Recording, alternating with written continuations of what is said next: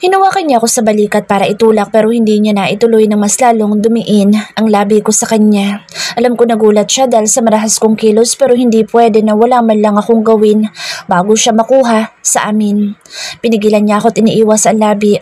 Pareho na kami naghahabol ng hininga nang maghiwalay ang mga labi namin. Hey, what's wrong? Pinatingin niya ako sa kanya. Lumunok ako sabay kagat ng ibabang labi. There's nothing wrong. I just want to... Agad niyang pinutulan sa sabihin ko. Mabilis niya akong hinapit sa bewang at hinila sa katawan niya. John.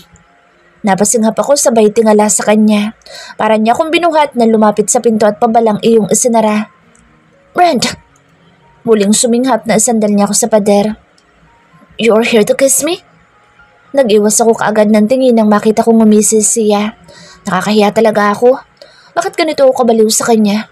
Dapat nga ay siya nagmamakaawa sa akin at naglulumuhod Pero tingnan mo nga naman, ako itong patuloy na pinaglalandakan ng sarili sa kanya. Well, nandito na ako. Mas lalo akong mahihiya at walang muka na ihaharap sa kanya kapag hindi ko itinuloy. Mababaw kong kinamot ang leeg at muling tumingala sa kanya. Tumaas ang isang kilay niya sa akin kasabay ng gilid ng labi niya. Inarapan ko siya at tinulak. Agad niyang hinuli ang kamay ko at dinikit iyon sa tapat ng puso niya. Mas lalo mong pinabilis ang tibok ng puso ko, Mary. At ikaw lang din ang magpapakalma nito. Nakagat ko ang ibabang labi. Dumagundong din ang dibdib ko nang dahil sa kanyang sinabi. Muli niya akong hinapit sa bewang at idinikit ulit sa katawan niya. Brent, anas ko. Sagutin mo itatanong ko sa'yo. Natigilan ako. Tumingin ako sa kanya at hinintay ang kanyang itatanong. Nandito ka ba para makipag-ayos sa akin? O dahil lang sa init ng katawan? Nag-init ang mga pisngi ko dahil sa naging tanong niya. Simpleng tanong pero mahirap sagutin. Bumuka ang labi ko para sumagot pero muli ko iyong naitikom nang walang salita ang lumabas sa bibig ko. Muli siyang umisi. Hinawakan niya ang tali ng buhok ko at tinanggal. Hinayaan ko siya nang ilugay niya ang buhok ko. Kinakabahan ako. Nanginginig ang tuhod ko habang hinuhubaran niya ako. Para bang unang beses namin itong gagawin. Itinapon niya sa sahig ang suot ko sabay buhat sa akin at maingat akong inilapag sa dating kama namin. Walang nagbago dito sa kwarto niya sa loob ng 7 taon. Ito pa rin ang kama noon, ang kortina, ang carpet at ang kulay ng pintura. It doesn't bother if you don't want to answer my question. But I want you now. Para na namang sinaniban ng masamang spirito sa Brent. Dinaganan niya ako at hinalikan sa labi. Itong katawan ko at kaluluwa ay si Brent ang may-ari. Itong nararamdaman ko sa kanya ay pwede ninyong tawagin na katangahan. Pero para sa akin ay isa itong walang hanggan na pag-ibig. Kung may pagkakataon na kumakasama siya, ay mamahalin ko siya ng walang hanggan. Kahit hindi niya sinasabi na mahal niya ako basta manatili siya sa amin ay sapat na yun sa akin. Nangilid ang luha ko sa mga mata. Baka ito na ang huling araw na makakasama ko siya. Kaya bibigyan ko siya ng laya upang angkinin ako ng buo. Tumagilid ako ng higa at humarap sa kanya. Hinila ko ang kumot hanggang sa dibdib ko at iniipit iyon sa may kilikili ko. We did it twice bago kami nagpahinga. Sadyang malakas lang talaga ang stamina ko pagdating sa sex. Itinaas ko ang kamay at hinaplos ang pisngi niya. Pumikit siya at malalim na huminga. Hindi niya tinanggal ang kamay ko o nagprotesta nang lumapit iyon sa kanyang pisngi. Medyo nagulat din ako dahil nahahawakan ko na siya. Dati-rati ay palagi niyang pinipigilan ang kamay ko at binababa iyon. Pero ngayon ay kakaiba si Brent. Pumikit siya. Hindi kita nahahawakan ng ganito noon. Anong dahilan mo? Mababaw kong kinamot ang panga niya at nanatili ako nakatingin sa kanya. I'm just not comfortable. Sagot niya sa akin. Umusod ako sa kanya kaya nahila ang kumot ko pababa.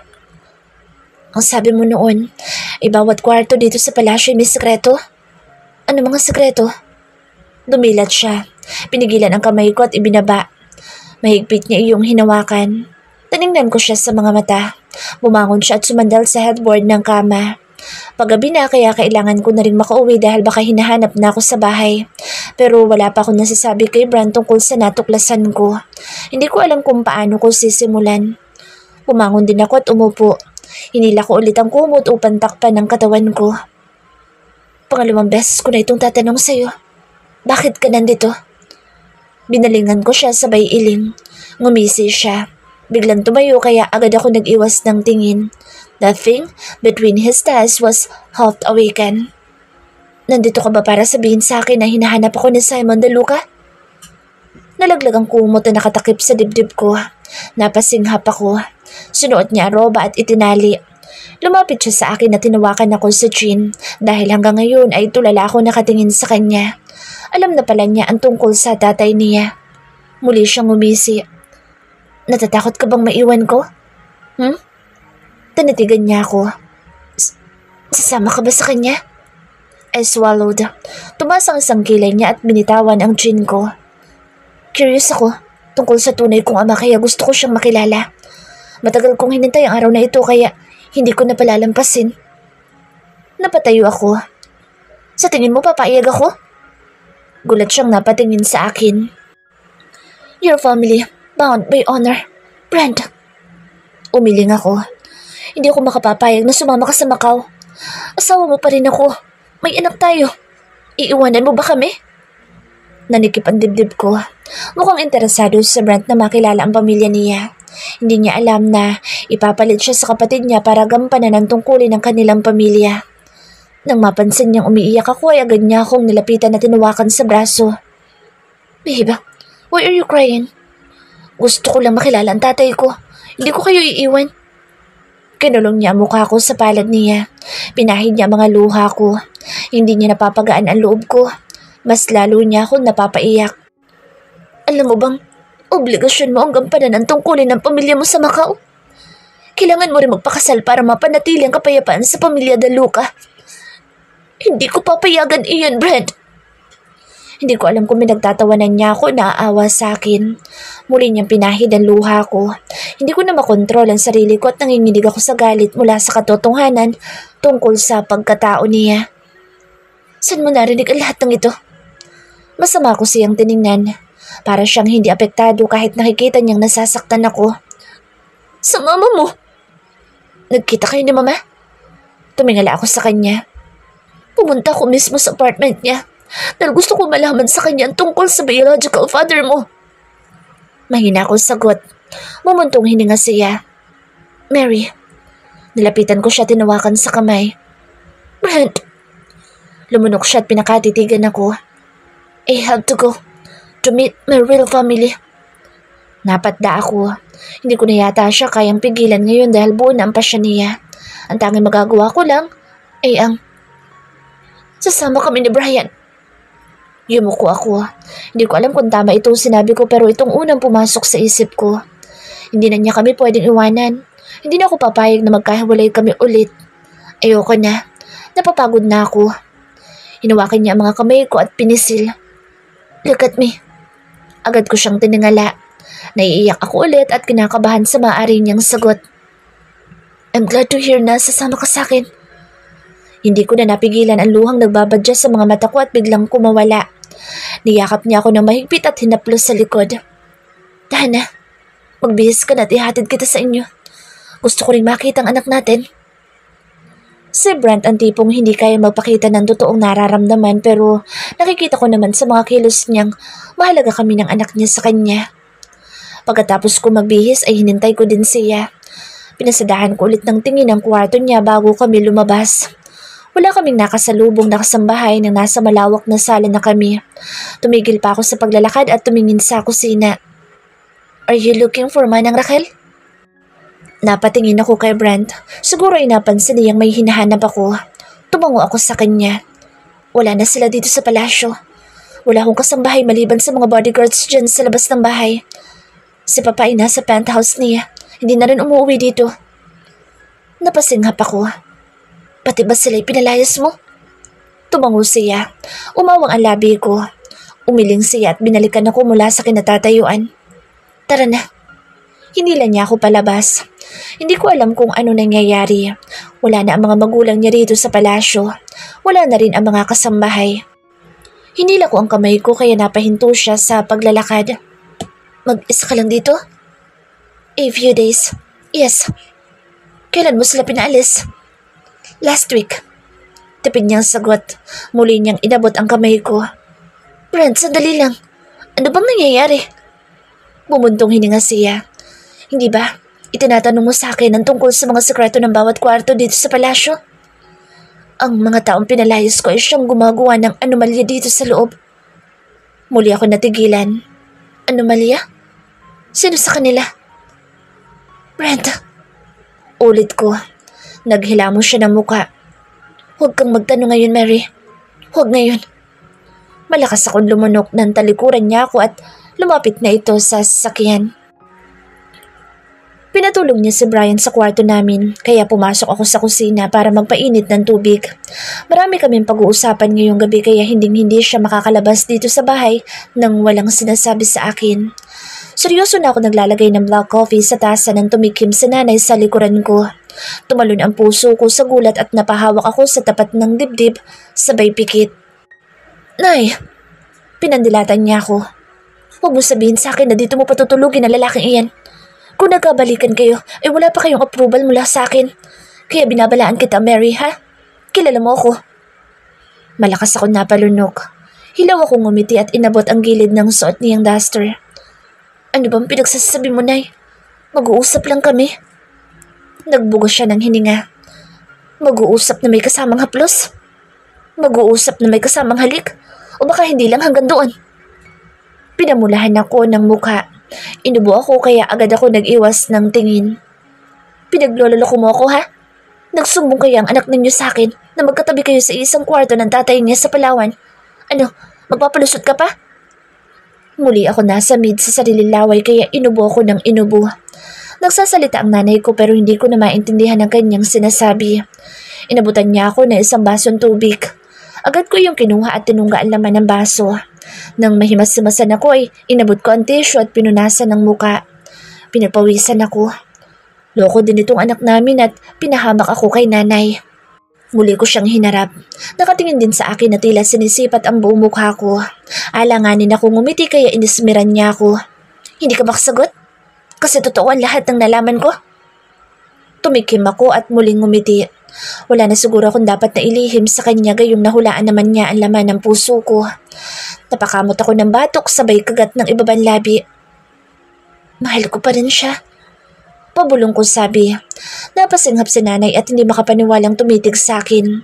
Nang hindi siya kumilos ay muli akong nagsalita. Oo, Nay. Mahal ko pa rin siya. Siya lang naman ang gusto ko at wala nang iba. Umawak siya ulit sa tapat ng dibdib at nagpakawala ng malakas na hininga.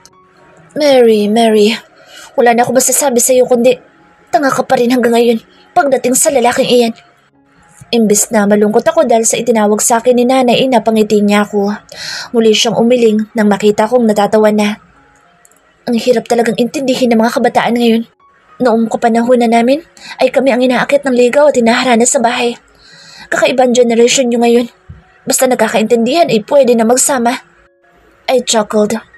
Wala na kami sa panahon nyo noon, Nay. Millennials na ngayon, no?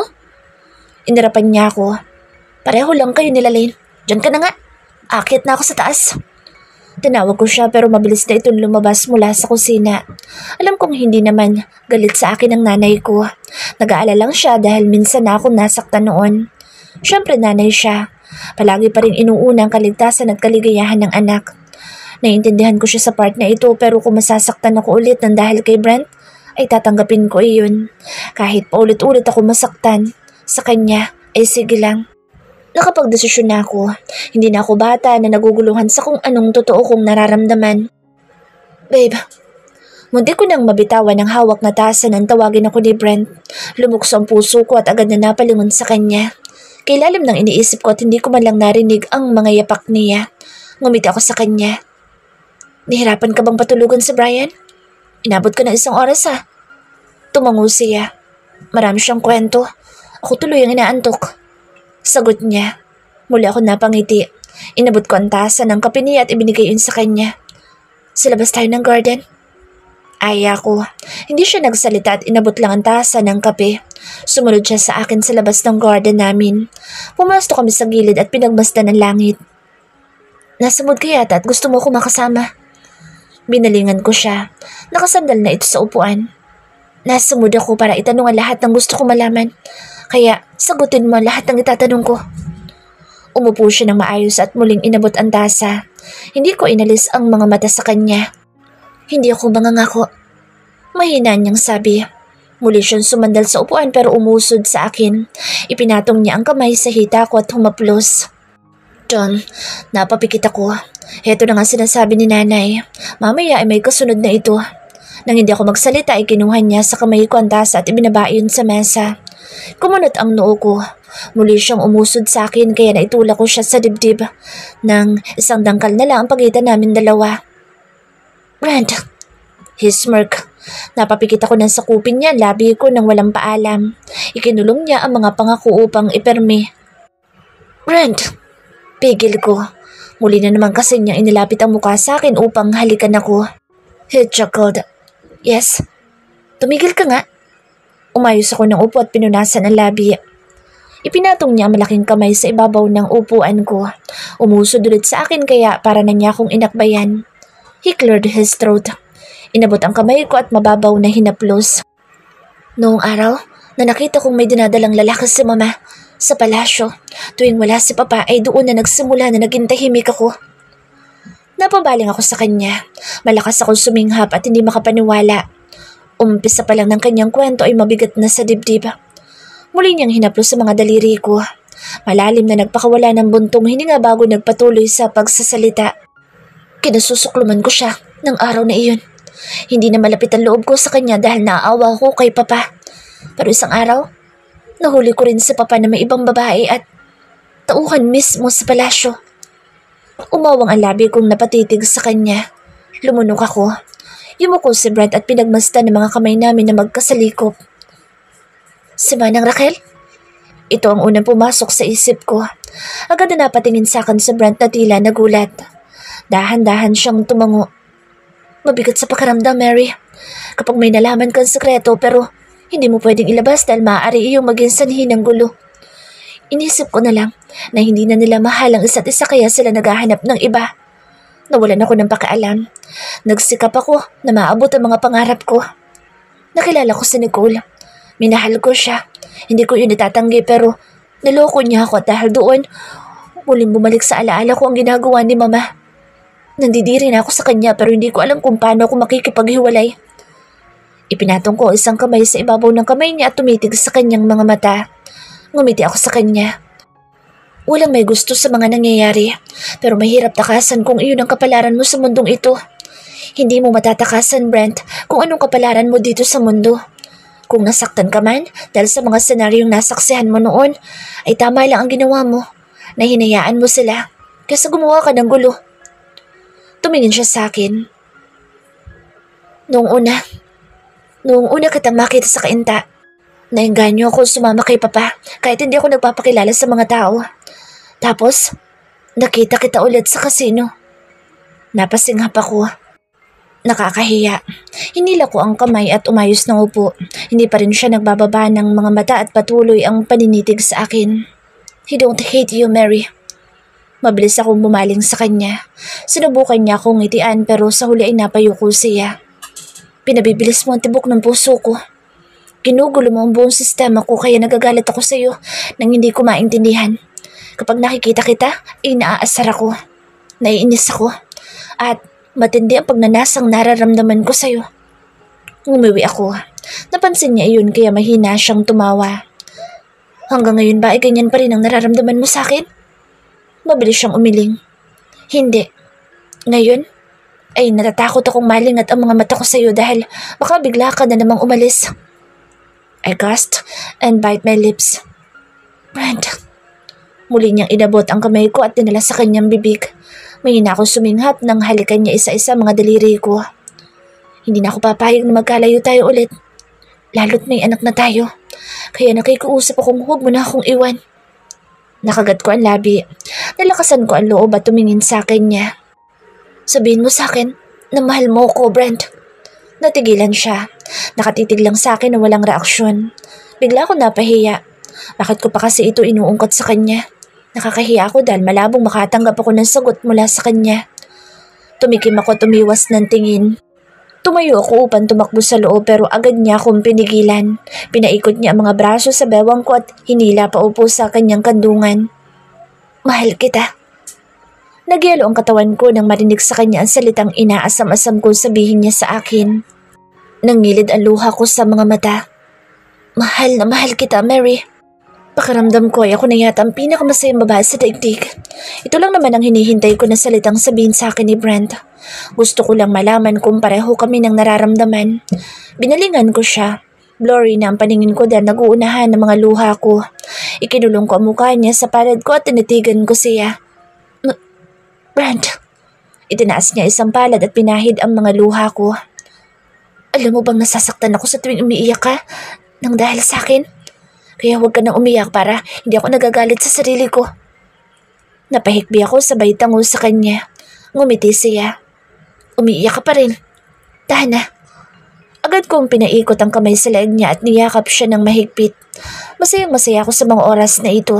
Para akong lumulutang sa ulap at tinatangay na ako paitaas. Muli akong umahon sa pagkakayakap sa kanya at ikinulong ang mukha niya sa mga palad ko. Mahal na mahal din kita. Noon hanggang ngayon. Mahina siyang tumawa. Hinawi ang ilang hibla ng buhok kong tumabing sa pisngi ko. Matagal ko nang alam. Alam kong ako lang. Itinuro niya ang tapat ng puso ko at ngumiti ulit sa akin. Nag-iisa lang ako dyan at walang makapapalit sa akin. Imbes na mayabangan ako sa kanya, idinikit ko ang muka at mapuso ko siyang hinalikan.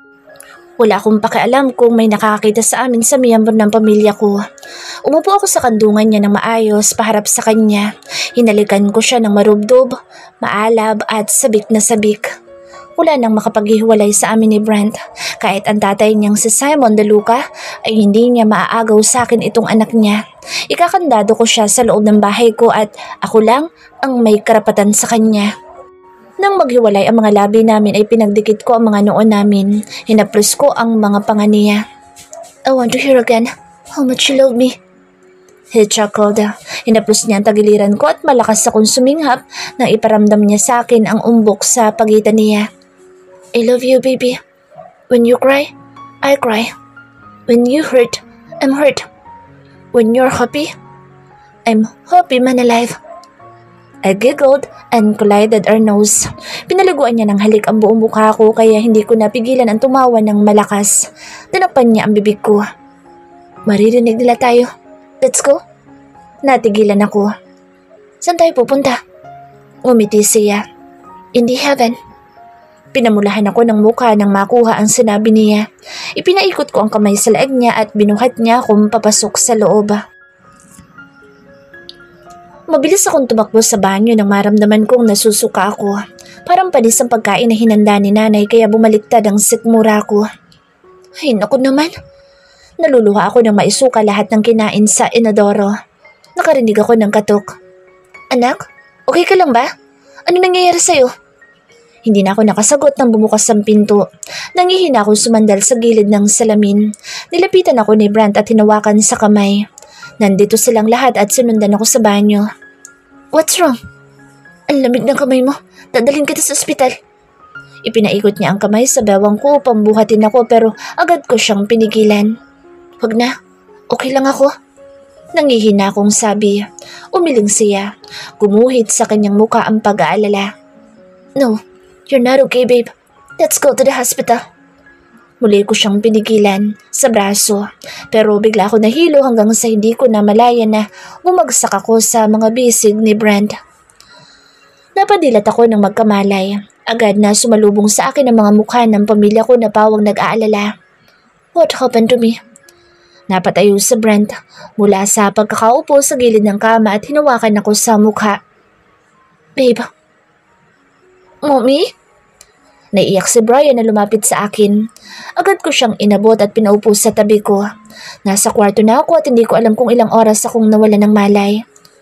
Okay lang ako, Brian. Okay lang po sa mommy. Tuluyan akong bumangon.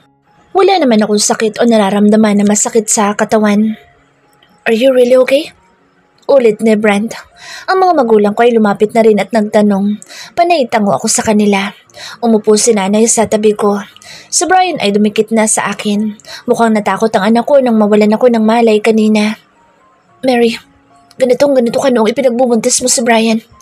Umamin nga kayong dalawa. May namamagitan ba sa inyo noon pa? Inubo ako. Si Brand ay tumalikod sabay tikhim. Nakakahiya naman itong nanay ko dahil nasa loob din ng kwarto si na Lolo Rodolfo. Inagaw ni Tatay Roberto ang atensyon namin lahat. Helia, kasal sila. Walang masama kung magsasama ulit. Mas lalo akong pinamulahan ng mukha dahil sa sinabi ni Tatay. Natahimik rin si Brand. Pero nakikita ko sa mukha niya ang excitement. Kinagat ko ibabang labi at nagkamot ng batok. Okay lang po ako. Pasensya na kayo sa abala. Baka tama nga ang hinala ni nanay. Sige, bukas na bukas din ay magpapacheck up ako. Malakas na napasinghap si nanay na siyang ikinangiti ko. Tumawa si Lolo Rodolfo. Mukhang madadagdagan na naman ang miyembro ng pamilya. Congratulations in advance, mga apo. Natatawa sila ni Lola na nauna nang lumabas. Napailing si nanay. Tumayo na rin at nilapitan si Tatay. Inaya nila si Brian na lumabas pero hindi sumama. Nang maiwan kaming tatlo sa loob ay agad na dumikit sa akin si Brent. You're pregnant? Nangingislap ang kanyang mga mata. Umiling ako. Hindi ko alam pero pakiramdam ko oo. Napangiti siya. Inabot ang kamay ko at matagal na hinalikan. Ginulo niya ang buhok ng anak namin. Magiging kuya ka na. Nangingiti niya sabi sa anak namin. Nagsalubong ang mga kilay ni Brian. Nagtataka sa sinabi ng ama kaya hindi ko napigilan ang mapangiti. Your mom is pregnant. There's a baby inside her tummy. Napa-O-shape ang bibig ni Brian. Tiningala niya ako. Totoo po, mommy? Tumango ako kahit hindi ko alam. Tumayo ang anak namin at tumalon-talon sa ibabaw ng kama. Inabot ko si Brent at niyakap. Thank you. Bulong niya, tinalikan ako sa pisngi. Ngumiti ako, tinaplos ang panga niya. You did a great job. Nakakadalawa ka na ha? Mukhang ako pa rin ang talo. Brent, dalo ka. He chuckled. I love you, loser. Sinabayan niya iyon ng malakas na tawa. Sinimangutan ko siya, pero agad ding nalusaw ng pupugi niya ako ng halik sa buong mukha. Lumapit sa amin si Brian at nakigulo na rin. I love you, Eva Maria. Hinalikan niya ako sa labi. Pinigilan sa braso ang anak namin at hinalikan din. I love you, son. Brent! Nasaan ka ba? Napailing ako sabay tayo mula sa paglilinis ng banyo. Kung ibang lalaki lang siguro ako'y baka sumuko na sa mga gawaing bahay. All my life ay ngayon ko pa naranasan na maglinis, maglaba, magluto at magmasahe gabi-gabi. Yes babe, I'm coming. Sagaw kong pabalik. Binitawan ko ang hawak na sponge at tinanggal isa-isang gloves sa aking kamay. Mabilis akong lumabas mula sa banyo. Napailing ako kaagad nang makita ang prinsesa. Nakaupo siya sa kama at nakatungkod ang mga kamay. Mabilis ko siyang nilapitan at pinagmasdan kung may masakit sa kanya. Tumaas ang kilay niya sa akin. Bagal-bagal mo maglinis. May nakasalang ka pang labahan sa washing machine. Brent, kailan mo yung tatanggalin at sasampay ha? Napangiti ako. Halos magdugtong ang kanyang mga kilay habang binubungangaan niya ako. Nakangiti ka pa dyan? Kala mo makakalusot ka sa akin at makukuha mo ko sa pangiti-ngiti mo, ha? Hoy, hindi mo na ako maluloko pa. Malalim akong bumuntong hininga. Itinaas ko ang kamay at pinaghiwalay ang mga kilay niya. Maganda ka pa rin kahit galit, baby. Ang liit pala ng mukha mo. Ngayon ko lang napansin. Nakita ko napalunok siya. Lihim akong ngumiti sabay kagat ng labi. Gusto mo bang halikan kita? Muli ko nakita ang paglunok niya ng malakas. Taob siya ngayon sa akin. Kala niya ha? Idinikit ko ang mukha sa kanya habang tulala siyang nakatitig sa akin. Pero nang maglalapat na ang mga labi namin, ay mabilis niya akong itinulak sa dibdib at tinadyakan sa binti. Napahiyaw ako. Ang sakit ha? Lumayas ka nga sa harapan ko. Wala kang karapatan na magreklamo dahil nagbabayad ka ng kasalanan sa akin. Doble akong maningil. Tumayo siya at namewang. Halata na ang tiyan niya kaya hindi ko siya pinipressure. Oo, sige na po ma'am. Magsasampay na ako, okay? Ngumiti siya sa akin at tinuro ang pintuan. Nagkamot ako ng batok at natatawang lumabas mula sa kwarto namin. Ilang buwan na akong nakikitira dito sa kanila dahil focus ako sa pag-aalaga ng aking mag-ina. Twice a week lang ako pumapasok sa opisina. Sa tulong ni Papa ay nabawasan ang schedule ko sa trabaho. Si Nathan ay hindi na mahagilap. Si Mama ay hindi pa rin kami nagkakabati pero bumalik na siya sa palasyo kasama ni Papa. Ang biological father ko naman na si Simon De Luca ay dinalaw niya kami noon bago siya umuwi ng Macau. Ipinakilala ko ang anak ko sa kanya pati na rin ang mga magulang ng asawa ko. Umaasa siyang isang araw ay dadalawin namin sa Macau upang maipakilala niya ako sa kanyang angkan. Si Ariston ay nakalib sa trabaho at kasalukuyan na nasa Cainta ngayon.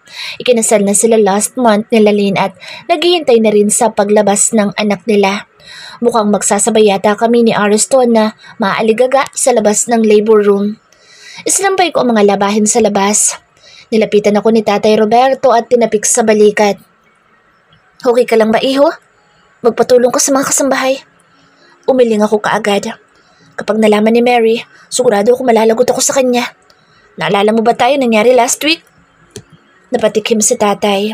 Last week, nakalimutan ko lang isampay ang mga labahin kaya inipon ni Mary ang mga damit ko sa garbage bag at itinapon sa labas ng bahay. Pinapalayas niya ako sa araw na iyon kaya naglumuhod ako sa kanya tumingi ng tawad. Tama, baka ulitin niya. Mahaba talagang pasensya mo, iho. Ngumisi ako. 7 taon ako naghintay, tay. Kaya hindi na mauulit na magkakahiwalay kami. Mahal na mahal ko po ang anak niyo. Muli niya akong tinapik sa balikat habang napapailing. Nakakatuwang marinig iyan, iho. Maraming salamat sa mga sakripisyo mo para sa prinsesa ko. Tumango ako kay Tatay Roberto. Pagkatapos ay ipinagpatuloy ko ang pagsasampay. Nang sumapit ang gabi ay bitbit ni Brian ang unay niya na pumasok sa kwarto namin. Oh, dito mo ba gusto matulog, anak? Tumango si Brian. Babantayan ko po si mommy. Nakagat ko ang ibabang labi. Agad siyang sumampa sa kama at tumabi sa mommy niya. Inabot ko ang massage oil at umupo sa paanan ng kama. Ay, magmamasahin na naman ako. Hinugasan mo ba itong paa mo? Ay, sister. Inarapan niya ako at binato ng unan. Hindi. Bilis na, namamanid ang daliri ng paa ko. Utos niya sa akin. Nagkatinginan sila ng anak namin at sabay na tumawa. Binuhat ko isang paan niya at bago ko iyon nilagyan ng massage oil, ay hinalikan ko muna sa talampakan. Malakas na napasinghap si Mary nang gawin ko iyon sa kanya. Brand, nandito ang anak natin. I smirk. I love you, babe. I swear, nakita ko na mula ang mukha niya. Si Brian ay lumapit sa akin at hinilot din ang binti ng mommy niya.